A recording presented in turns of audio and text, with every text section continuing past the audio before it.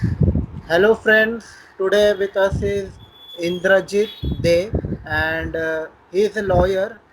And we are going to know a lot from him about legal services which are offered by the government जो सरकार से कुछ offer की जाती है उसके साथ उनकी जो केसेस उन्होंने डील किए हैं अब तक उनके बारे में भी उनसे जान लेंगे क्योंकि ये केसेस बहुत एसेंशियल है हमें जानने के लिए क्योंकि लोगों को भी बहुत इनके बारे में पता नहीं है। तो सर थैंक्स अ लॉट। मैं आपके बहुत आभार व्यक्त करता हूँ कि आप वामन मैटर्स के लिए आए हैं बात करने के लिए। तो सर शुरुआत क्या से करना चाहते हो कि आप high court state legal service के लिए भी काम करते हैं, सरकारी लीगल सर्विसेज प्रोवाइड करने के लिए। तो उसके क्या इश्यूज है और आपको क्या लगता है उसमें क्या तकलीफ़ें आती है सरकारी वकीलों को और लोगों को, और उसके ऊपर क्या सोल्यूशन है जो हम इजीली सॉल्व कर सकते हैं कि लीगल सर्विसेज सबको मिले, गरीब से लेके गरीब तक। Okay, should I talk in English? Yes yes yes, you are See, free. first of all, I do not know whether I would be able to tell you a lot or not. So it is High Court Legal Services Authority. There's also a state legal authority. And I also have the privilege of working with various non-government institutions, CSOs, community-based organizations, societies, and even a lot of civil societies I've been working with. So by the grace of God, I had a little opportunity to see various aspects coming into picture. And I personally believe that in a country as vast as India, you need the government as well as the civil societies and NGOs to work together. I'll just tell you about medical treatment. So you have like AIMS, but you also have a CMC Vellore, which is an NGO hospital, but which provides some of the fantastic medical benefits. Perhaps we also need to look at the legal services in this aspect. The other issue is today medical services also are very corporate, but the legal services are corporate only for the very rich people, but for the middle class and onwards, it is very unorganized. In the COVID situation, we realized that the legal sector really could be much more organized. We need to work out on how we can improve the country's system better. There is no doubt that the lawyers and the judiciary is the backbone of the democracy. हमको एक चीज हम आपको बताना चाहते हैं कि हमारा देश पे एक अच्छा चीज हुआ जब से लीगल सर्विसेज अथॉरिटीज एक्ट आया है कि सबसे गरीब से गरीब लोग बिना रिप्रेजेंटेशन का नहीं रहा, उसका पास अगर वकील नहीं है तो वो सरकार का जिम्मेदारी है, स्टेट का जिम्मेदारी है, और जो कंसर्न जज है उनका भी जिम्मेदारी है कि उनको एक वकील दिया जाए। तो पहले ऑप्शन रहेगा उसका खुद का चॉइस का वकील, उसको जिसको भी मन करे वो अगर उसका मतलब रिक्वायरमेंट्स मीट करता है, उससे वकील एग्री होता है, तब उसका केस वो वकील प्राइवेटली करेगा। मगर अगर वो उसका पास अगर पैसा नहीं है तो उसको तो आप गुनहगार नहीं ठहरा सकते। You have to help that person deserves justice. So this is where perhaps the legal services authorities has played a massive role. And I'll tell you something, and it is astonishing that India managed to do it so effectively in so little time. From the Supreme Court level to a subdivision in the remotest part of the country, legal services exists for everybody. So ऐसा नहीं होगा कि वो court पे गया मगर उसको एक सरकारी वकील नहीं मिला। ये बहुत बड़ी चीज होते है सर। हाँ, अभी जो प्रॉब्लम होता है वो हमारा देश पे ये एक प्रॉब्लम है कि देखिए पैसा के कारण, लैक ऑफ लीगल अवेयरनेस का कारण, ज्योग्राफिकल डिस्टेंस का कारण कभी कभी एक्सेस टू जस्टिस मुश्किल हो जाता है। आपको समझना पड़ेगा बिकॉज लीगल सर्विसेज आमतौर पे एक तरीके से काम करते हैं, बट जब भी वो प्रिजनर्स राइट्स हो जाते हैं, एनजीओज हो, लीगल सर्विसेज हो, वो बहुत डिफरेंट हो जाते हैं। क्योंकि सर आप देखिएगा जब भी किसी को अरेस्ट किया जाता है, इनिशियली उसके पास सब कोई रहता है, कुछ दिन बाद फैमिली मेंबर्स डिसअपियर होने लगता है, दोस्त लोग डिसअपियर होने लगता है, उसका जो फैमिली है उसको बॉयकॉट किया जाता है, जो फ्रेंड्स है, रिलेटिव्स है, नहीं नहीं नहीं, उसके ऊपर एक केस चल रहा है, वो जेल पे है, जरूर बुरा आदमी होगा। आई हैव सीन केसेस जहां पे बेचारा मतलब उसको जेल पे रखा गया था, उसका वाइफ छोड़ के चले गए, उसका वाइफ कहाँ गई उसको पता नहीं है। People have even captured their houses. होता है ऐसा हमारा देश पे। अभी उसका माइंडसेट क्या होगा, उसको पता नहीं है अब मैं अपना पैसा से कर सकता हूँ, मैं अभी वकील प्राइवेटली लूंगा, क्या मैं पूरा केस ले सकता हूँ। और एक एक बड़ा मिसकंसेप्शन बने हुए है हमारा देश पे कि नहीं भाई आप वकील के पास जाएंगे तो इतना लाख उतना लाख रुपया लग जाएगा। ऐसा नहीं है, आप थोड़ा सा सर्च करने से मिल जाता है। Legal services also not very expensive. Today if you want the top rated lawyers, that is something else. On the other hand, sir आपको मतलब ये मैं कहना चाहता हूँ कि जब लीगल सर्विसेज का लॉयर्स आते हैं, लोगों को लगता है क्या मैं पूरा उसको बोल पाऊंगा, क्या वो मेरा फ्रेंड है, या क्या वो सरकारी मतलब वो पुलिस को जाके कह देगा। एक क्लाइंट अगर वो खून भी किया हो, वो अपना वकील को बताना चाहिए हाँ भाई साहब मैंने खून किया है, मैं ऐसा ऐसा जाके खून किया है, तब उसका वकील कोर्ट पे जाके उसको डिफेंड कर सकता है। But also at the same time there's the legal responsibility of the advocate that if he knows of a crime he should tell the court. ये भी बात है। बट हम लोग के एविडेंस एक्ट में एक प्रोविजन दिया हुआ है कि प्रिविलेज्ड कम्युनिकेशन, अगर क्लाइंट ऐसा भी कुछ बता भी देता है वकील को, the lawyer is not bound to say that, the lawyer the clerk the interpreter so on and so forth privileged communication पे आ जाता है। लोग प्राइवेट वकील के पास ना बहुत सारे खुल के बात कर सकते हैं, तो सरकारी वकील देखने से लगता है मैं बताऊंगा ठीक से, यार वो ठीक होगा।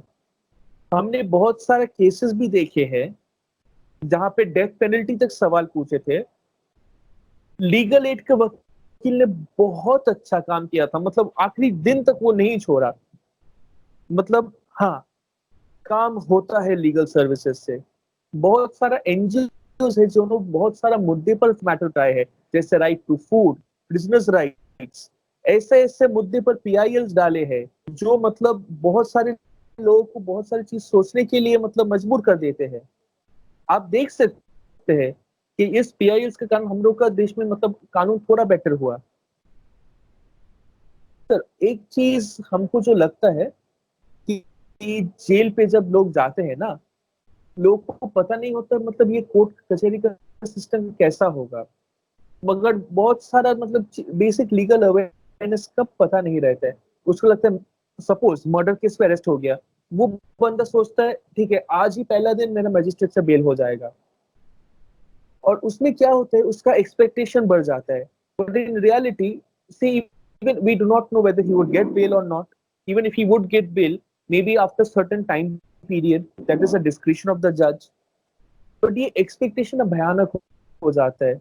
वी डू नॉट नो किसका कैसा होगा। और एक और प्रॉब्लम हो जाता है, people do not know where to search. ये एक एडवाइस देते हैं, वो एक एडवाइस देते, मतलब घर वाले कहते हैं आप इसके पास जाओ, वो वाला कहते हैं इसके पास जाओ। People do not know about that. And the biggest thing is, perhaps I feel, we need a planning. अगर आप किसी ऑपरेशन के लिए जा रहे हैं तो आपको एक प्लानिंग चाहिए। हाँ आज मेरा शायद ये ऑपरेशन होगा, उसके बाद मेरा मेडिसिन इतना चलेगा, मेरा लाइफस्टाइल इतना दिन चलेगा। For legal services also there needs to be planning. Lawyers तो बताते हैं फैमिली को, मगर सच बात ये है कि हमको भी पता नहीं होता ये केस कितना दिन चलेगा। तो विक्टिम जो लोग हैं, जो प्रिजनर्स है, उनको भी मतलब पेशेंस रखना पड़ेगा। क्योंकि देखिए हम लोग का देश पे जितना जजेस चाहिए उतना जजेस है नहीं, और पॉपुलेशन मतलब अभी 130 से 140 करोड़ की आबादी होने वाले हैं हम लोग। तो आप समझ सकते हैं अगर देश में सिर्फ 10% लोग भी क्राइम करते वो कितना हो जाता है। बट फिर भी हम लोगों को कोशिश करना चाहिए, ये हम लोगों का देश को मतलब अलाइव रखेगा। In course of my practice, I've been fortunate to come across a few cases which has actually, inspired me, taught me a lot about life. So, any तो questions, sir? हाँ, इसमें एक सवाल तो दिखता है कि अगर नज़दीक का कोई स्टेट लीगल सर्विसेज का कोई केंद्र रहेगा, तो हमारे जैसे बहुत लोग रहते हैं कि उनको इनिशियली पता नहीं रहता कि अप्रोच कैसे करना चाहिए, क्या फॉर्म कुछ भरना चाहिए, कैसे बात करना चाहिए और बात करते वक्त क्या ध्यान में रखना चाहिए और क्या ध्यान में नहीं रखना चाहिए, जिसकी वजह से लॉयर को भी कम कन्फ्यूजन हो, और जो जा रहा है बंदा लॉयर के पास तो उसको भी कम कम से कम कन्फ्यूजन हो, या कौन सी लीगल वर्ड्स कुछ ध्यान में रखना चाहिए। इसके ऊपर आप कुछ प्रकाश डालिए प्लीज। देखिए, अगर आप अरेस्ट होते हैं तो आप अगर सिर्फ जज को भी कह देंगे या एप्लीकेशन डाल देंगे, सिर्फ ओरली कहने से भी चलेगा तो सर हम मेरे पास पैसा नहीं है, हमको एक सरकारी वकील दीजिए, चलेगा। और else you have another option, हर एक कोर्ट पे एक डीएलएसए का ऑफिस होता है या एसडीएलएसए का ऑफिस होता है। उस ऑफिस में आपको एक ना एक आदमी मिलेगा। आपको सिर्फ चिट्ठी में जाकर लिखना है कि सर मेरा एक सरकारी वकील चाहिए। अभी कौन कौन सरकारी वकील से फ्री लीगल सर्विसेज के लिए इंटाइटल्ड है? पहला, अगर आपका इनकम इज बिलो 50,000 एनुअली, महिलाएं, जो लोग SC ST संप्रदाय के हैं, डिसेबल्ड, ठीक है, तो ये सारे लोगों के लिए एकदम मुफ्त, मतलब कोर्ट फीस जेरोक्स कुछ नहीं देना पड़ेगा आपको। तो आप जाकर एक सादा कागज पे एप्लीकेशन लिख दीजिए टू द सेक्रेटरी डीएलएस से। अगर प्रॉब्लम हुआ तो आप उनसे पूछ लीजिएगा, कोर्ट पे जाइएगा, कोर्ट पे रहेगा ये ऑफिस। तो ये हर एक डिस्ट्रिक्ट पे है। और हाई कोर्ट में अगर मैटर आता है तो हाई कोर्ट पे भी ऐसा ऑफिस है, किसी को भी पूछने से आपको पता चल जाएगा, लोग कहते हैं। दूसरा चीज, आप जब अप्लाई कीजिएगा आपको थोड़ा मतलब कॉन्ट्रैक्ट रखना पड़ेगा, फिर एक वकील अलॉट हो जाता है आपको। जब वकील अलॉट हो जाता है, आपको जो करना है, आपका सारे फाइल्स ले जाना है। हम लोग वकील के लिए जब हम लोग पेपर्स देखते हैं, हम लोग जानते हैं हमको ये खोजना है, ये जरूरी है, ये बहुत इंपॉर्टेंट है। बिकॉज लोग क्या कहते हैं, सर एक्चुअली ना ये इनोसेंट है, ये नहीं किया। उतना तक हम लोग इनिशियल स्टेज पे नहीं देख सकते, हमको पहले पूरा पेपर्स पढ़ना है, फिर आपसे सुनना है, फिर हम लोग एक ओपिनियन बनाएंगे। और एक चीज है, वकील से संबंध रखना, कांटेक्ट रखना, ये बहुत इंपॉर्टेंट है।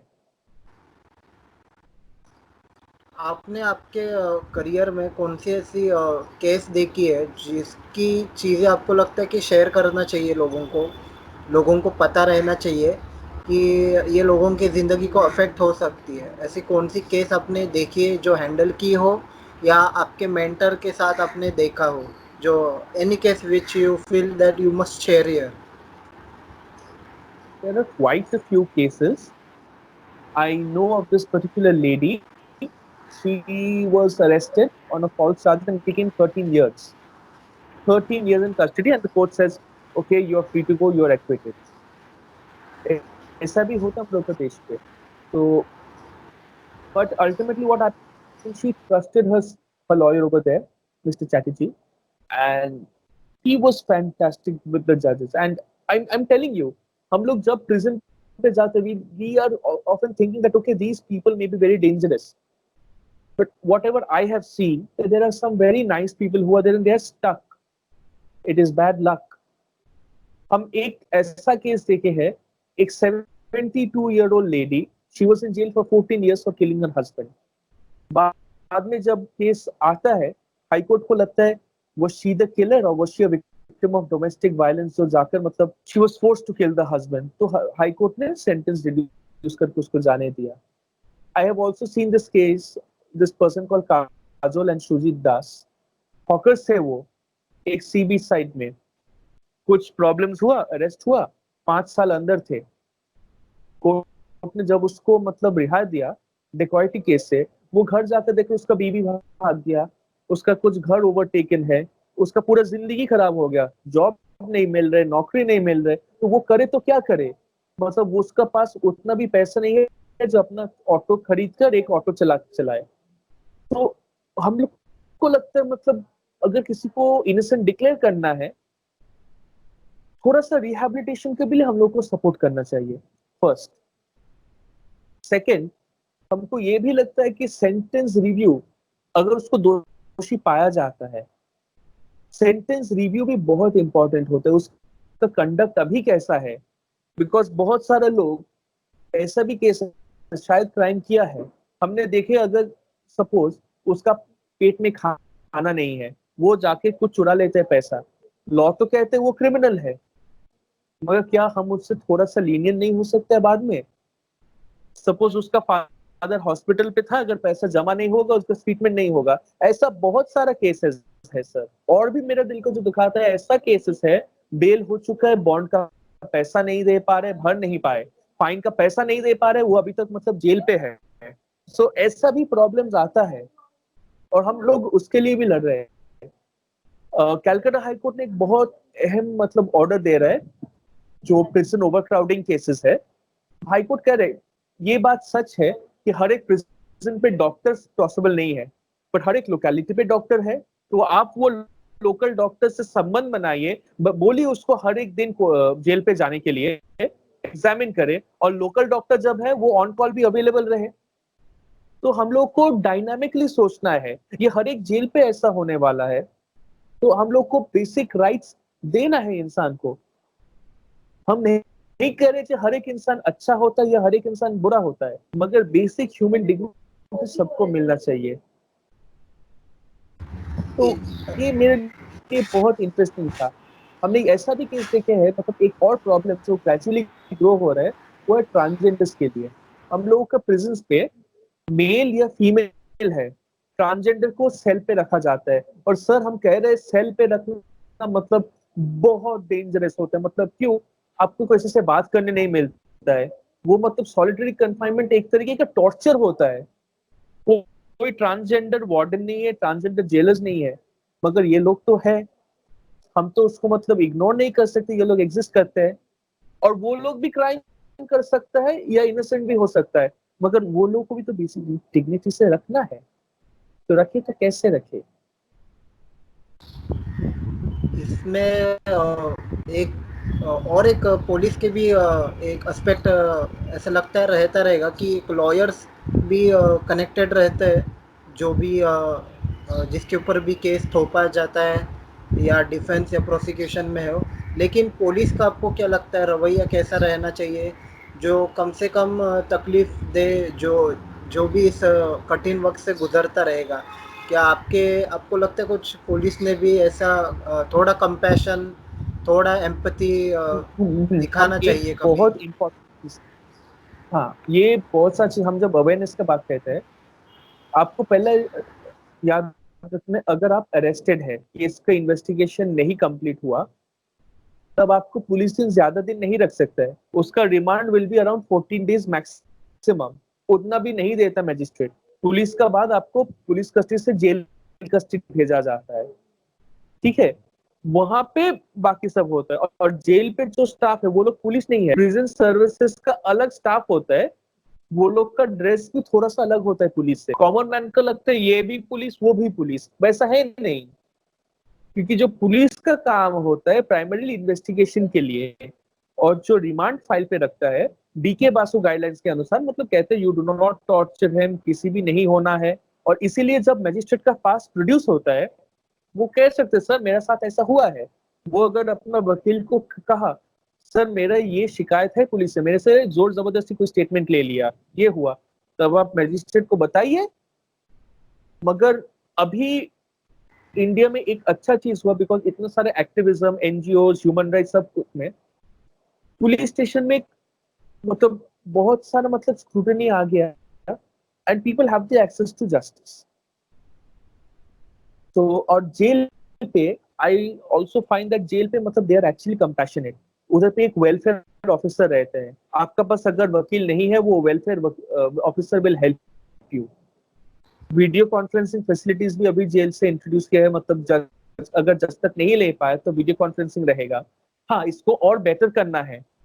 हर एक कोर्स पे वीडियो कॉन्फ्रेंसिंग लगा नहीं है, पर लग जाएगा, वो टाइम लगेगा मगर लग जाएगा। और जेल पे भी आपको शायद पता नहीं है, लीगल अवेयरनेस क्लासेस होता है। हम और कंडीशन ऑफ प्रिजन्स के लिए बहुत सारे लोग हो रहे हैं, तिहाड़ जेल पे, कोलकाता के जेल पे, एजुकेशन के लिए भी हो रहा है। People are coming educating those who are not educated, they are having cultural recreational activities. हमने एक केस देखे थे, this lady was a sex worker, she committed a murder. जब उसका हियरिंग हो रहा था, चीफ जस्टिस ने जेल सुपरिंटेंडेंट से एक रिपोर्ट मंगवाया, how is she doing. Chief justice ने जब देखा कागज, he was almost in tears and like, I am so happy this lady has come up. वो अभी ब्यूटिशियन कोर्स किया हुआ है, बहुत अच्छा ब्यूटिशियन का काम सीखिए। She has learn how to bake cakes, biscuits. She is actively into dance theaters. So the judge has said that I feel that she's an absolutely reformed person. तो but हम लोगों को अगर जो करना है, we need to give a very positive way, because we need to help people to come out, we need people to become better. हम लोगों का सबसे ज्यादा जो प्रॉब्लम है वो ओवर पॉपुलेशन है, and we need to create awareness, we need to help people to come up. देखिए सर, बहुत सारा सैड स्टोरीज भी रहते हैं, बहुत सारा सैड इंसिडेंट्स में होता है जेल पे। हम नहीं कहेंगे प्रॉब्लम्स नहीं है, होता है, मगर हम चाहते हैं अगर आप पॉजिटिविटी देंगे लोगों को जो अंदर है, उसको शायद थोड़ा सा और आशा जगे।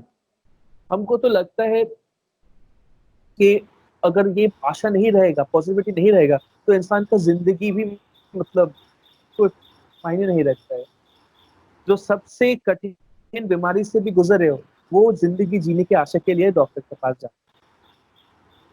बहुत सारी गलत धारणाएं हैं लोगों के दिमाग में कि जेल में जो जाता है आदमी, उसके साथ बहुत कुछ गलत होता है, या उसको खाने में कुछ गलत सारी दवाइयाँ दी जाती है, या वहाँ पे आदमी मेंटली रिटार्टेड भी हो जाता है। तो ऐसे कुछ धारणाएं हैं आपके दिमाग में जो आपने सुनी है बहुत बार, और आपको लगता है कि यहाँ पे क्लियर करना चाहिए, शायद से लोगों को देखिए एक देखिए मेंटल आप पता जो बात चलेगा। कहे हैं, आप जो मेंटल सुसाइडल बात कहे हैं, एक बात बताए आपको, हम तो हम लोगों का जिंदगी में ना बहुत सारा ऐसा फीलिंग आता है, प्रॉब्लम आया, अपने आप को खत्म कर देना ही बेटर है, हर एक का मन में आता है। क्यों जिंदा है, अगर जिंदा नहीं रहता तो बेटर है, ये आता है, कम किसी का ज्यादा। अभी जेल पे सपोज से 5,000 पीपल है, तो जेल अथॉरिटीज को भी तारीफ देना चाहिए कि वो लोग 5,000 पीपल के लिए भी ऐसा मतलब कंट्रोल पे रखे हैं, इतने ज्यादा इंसिडेंसेस नहीं हो रहे हैं। एक या दो इंसिडेंस हो तो वो खबर पे आ जाता है। ये तो एक बात तो हमको तारीफ करना, सिर्फ हर एक चीज में बुरा नहीं है। हाँ, प्रॉब्लम्स होता है, गलत दवाइयाँ ववाइयाँ हम ऐसा उतना नहीं, मगर जहाँ पे रखा जाता है उसके एनवायरमेंट मतलब सही नहीं होता है। Suppose you belong to particular, suppose you are a professor in Harvard, but you get arrested, you might not will definitely feel uncomfortable. ये बात तो है क्योंकि और एक प्रॉब्लम होता है, जो लोग फॉरेनर्स, वो उसको तो लैंग्वेज समझ में नहीं आता है। मतलब एक फॉरेनर आकर बोले पेपे, मतलब पेपे मतलब क्या, पेप्सी चाह रहे हैं या क्या चाह रहे हैं? वो चाह रहा था एक मिर्ची, क्या कीजिएगा। और दूसरा चीज है, जो फॉरेनर के लिए जो पैलेटेबिलिटी है, हम लोग के इंडियन जो फूड है वो खा नहीं सकते, बिकॉज वो लोग को उतना ज्यादा स्पाइसेस और ये सब खाते नहीं है। और एक और चीज देखिए, मतलब इतना सारा लोग रहते हैं तो एक तो प्रॉब्लम रहेगा ही ना।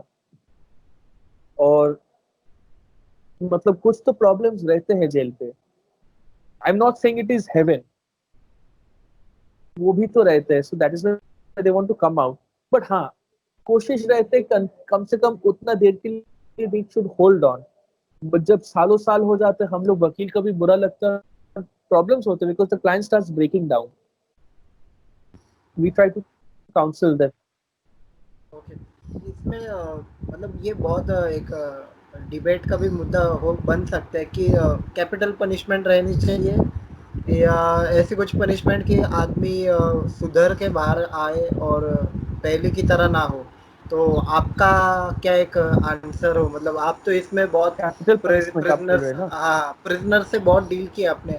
आपको क्या लगता है कि sir, I have also dealt with death reference cases at the office. Sir, एक बात हम बता सकते हैं, कैपिटल पनिशमेंट जब होता है ना, हम आपको गारंटी से कह सकते हैं कि जेल अथॉरिटी हो, जितना भी प्रिजनर्स हो, वो लोग के लिए कैपिटल पनिशमेंट मतलब बहुत बड़ा मतलब शॉक होता है। क्योंकि बंगाल पे लास्ट कैपिटल पनिशमेंट हुआ था 2004 में। हम बहुत सारे लोगों को मतलब पूछे थे बात पे, nobody was ever happy about it. The prisoners started feeling, I'm telling you, it is almost like a slaughterhouse they start feeling कि हाँ, इतना सारा बकरा है, इसको जाके काट दो। सरकार अपना काम किया है, कानून अपना काम किया है, मगर उनके ऊपर और भी भारी इम्पैक्ट पड़ता है। सबसे ज्यादा देखिए, मतलब जो लोग जेल सुपरिटेंडेंट वो भी तो इंसान है, काम कर रहे हैं, मगर जब अपना हाथ से मतलब किसी इंसान का मतलब जिंदगी खत्म करना हो, वो एक लाइफ लॉन्ग मार्क छोड़ देते हैं। बिकॉज देखिए, अल्टीमेटली वो आदमी को वो रोज देख रहे हैं। आई डोंट, और इंसानियत, इंसान में ना इंसानियत अभी भी बचे हुए बहुत सारे लोगों के पास। देखिए, 42nd लॉ कमीशन रिपोर्ट ने ये कहा था, देख, हर एक क्राइम्स पे आप मतलब कैपिटल पनिशमेंट ना दे। और एक और चीज भी है कि बहुत सारे देश कहते हैं कैपिटल पनिशमेंट अगर नहीं रहा तब भी मतलब ठीक है। हम लोगों का हाई कोर्ट ने एक केस पे कहा, सिंपली मतलब कैपिटल पनिशमेंट इज नॉट मतलब does not mean a proof that it will act as a deterrent, दूसरे लोग डर जाएंगे, ऐसा नहीं है।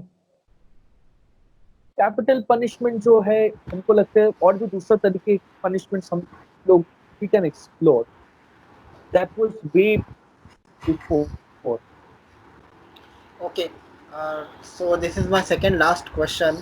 Any inspiring thing और any observation कि आपने कुछ देखा हो अच्छा खूबसूरत इन सब कठिन चीज़ों में अब तक के, और आपको लगता है कि ये बात बतानी चाहिए जो एक वजह होगी कि इंसान को जीना चाहिए भले वो जेल में हो या कौन सी कठिन परिस्थिति में हो, आपको क्या लगता है दिल से ये बात शेयर करनी चाहिए? देखिए, हम ये प्रिजन रिव्यू मतलब ये सेंटेंस रिव्यू कमेटी के ऊपर बहुत सारे आर्टिकल्स भी लिखते हैं, वो कुछ यूनिवर्सिटीज में पब्लिश भी होने वाला है। तो वो चीज है, एक है मतलब अगर आप कन्विक्टेड भी हो जाए, ये सेंटेंस रिव्यू कमेटी जो है ना, ये बहुत इंपॉर्टेंट है। आप अगर ठीक रहे, आप अपना बिहेवियर मतलब इम्प्रूव करे, तब वो कमेटी आपको मतलब लाइफ इम्प्रिजनमेंट भी जो है वो कन्वर्ट करके आपको छोड़ सकता है, मतलब जितना दिन हुआ। ऐसा भी केसेस हुआ था, मतलब बहुत हीनियस क्राइम था, बहुत ही हीनियस क्राइम था, तो हाई कोर्ट ने सोचा उसको को फांसी दिया जाए या नहीं दिया जाए, तो जेल सुपरिटेंडेंट से रिपोर्ट मंगवाए उसका एटीट्यूड कैसा है जेल पे। सिंस वो अच्छा बिहेवियर मेंटेन किया था, उसको नहीं, उसको फांसी नहीं देना है। मतलब ऐसा भी होता है, आपका बिहेवियर काउंट किया जाता है। तो देखिए, ये आशा रखना है, ये सेंटेंस रिव्यू कमेटी को maybe as lawyers, maybe civil societies also needs to play a part to see that these sentence review committees are working better, more efficiently, and they're not only, considering the cases of quote unquote famous people. इसी कारण पे I think लोगों को जीना है ठीक से। So I am ending up and this is another last question. Sir आपको कुछ मुझे सवाल है क्या जो आपको लगता है पूछना चाहिए मुझे? तो देखिए, हमको जो लगता है ना, आपको पूछना चाहिए, मतलब जो लोग जेल पे है उसका कोर्ट के ऊपर एक्सपीरियंस क्या है, उसका जेल का एक्सपीरियंस क्या है। और आपको ये भी एक कंपैरिजन करना है कि जेल आज से 20 साल पहले जो था, आज क्या उतना ही डेंजरस है या कुछ चेंजेस आए? 20 साल पहले क्या सुविधा थी जो अभी नहीं है, और 20 साल पहले क्या असुविधाएं थी जो आज नहीं है? हम तो इस जनरेशन का लॉयर, हम तो इस जनरेशन का चीज देख रहे हैं। और एक और बात है कि इंडिया में हम जो देखे हैं मतलब एक पर्टिकुलर साइड में, क्या वो सेम होगा एक रिमोट पार्ट ऑफ इंडिया में? ये भी देखने लायक चीज होगा। क्या वो कमिटी हर एक इंडिया में हर एक डिस्ट्रिक्ट पे, हर एक राज्य में ऐसा काम हो रहा है? ये भी देखने लायक चीज होगा। और सबसे ज्यादा चीज है कि हम लोग को शायद, क्या आप फॉलो भी कर सकते हैं, तो क्योंकि आज से 5 साल बाद क्या होगा। और सबसे ज्यादा चीज आपको लगता है अभी जो मुद्दे हैं, ये कोरोना के लिए उनका क्या फ्यूचर, क्योंकि बहुत सारे लोग बहुत डरे हुए हैं। तो और इस कोरोना के मतलब लॉकडाउन खत्म हो रहा है, ठीक है, कोरोना तो खत्म नहीं हुआ। ये बात से भी आप अगर जेल अथॉरिटीज हो या जो प्रिजनर्स हो, उनसे कुछ पूछ सकते हैं। एक ऐड करना चाहता हूँ मैं ख़त्म करने के पहले, कौन सी लिटरेचर किताबें आप रेकमेंड करना चाहेंगे लोगों को, जैसे कि आपने कुछ सेंटेंस रिव्यूइंग कमिटी के बारे में कहा, जो मैंने पहली बार सुना है, शायद से लोग भी पहली बार ही सुनने वाले हैं। ऐसी कुछ अलग अलग चीज़ें जेल की रहते हैं जो आप कौन से लिटरेचर से आपको लगता है कि पता रहना चाहिए, जो अवेलेबल हो इंटरनेट या किताबों में, मतलब बुक स्टोर्स में, ऐसे कुछ आपको एनीथिंग कुछ रिकमेंड करना है क्या आपको? You just type sentence review committee or premature release जो keywords you type this in Google you will find बहुत सारा heinous cases पे उसका डेथ रेफरेंस था, मतलब उसका डेथ रेफरेंसेस था, तो उधर से मतलब उसका डेथ नहीं हुआ, मर्सी अलाउ हुआ था, तो उसका भी छोड़ा जा रहा है। तो टाइप दीज टू थिंग्स अभी तो मतलब इतना सारा बुक्स नहीं है, मगर सेंटेंस रिव्यू कमिटी में जो है मतलब सुपरिटेंडेंट रहेगा, डीजी रहेगा, होम सेक्रेटरी और उस लेवल का कोई रहेगा, पुलिस रहेगा, और जो कोर्ट सजा देते हैं उस कोर्ट का जो सिटिंग जज होगा he will be the confirming जज। So you can read on it, और बहुत सारा आर्टिकल्स भी लिखा हुआ है, वो थोड़ा सर्च करना पड़ेगा। सेंटेंस रिव्यू पे हमको नहीं लगता डायरेक्ट कोई बुक है, आर्टिकल्स हैं बहुत सारे लॉ जर्नल्स पे। Okay guys, so we are concluding year, हम यहाँ पे ही रुक रहे हैं। और इंद्रजीत दे सर का मैं बहुत तहे दिल से आभार व्यक्त करता हूँ। सर ने उनका इतना मूल्यवान वक्त दिया और बहुत कुछ बताया स्टेट लीगल सर्विसेज के बारे में। और लोगों को भी मैं धन्यवाद करना चाहता हूँ जो ये एपिसोड देख रहे हैं। So thank you so much everybody, keep watching woman matters. ये शेयर कीजिए, सब्सक्राइब कीजिए वीडियो, और बहुत लोगों तक ये फैलना चाहिए सच। So thanks a lot sir again, and bye. Thank you.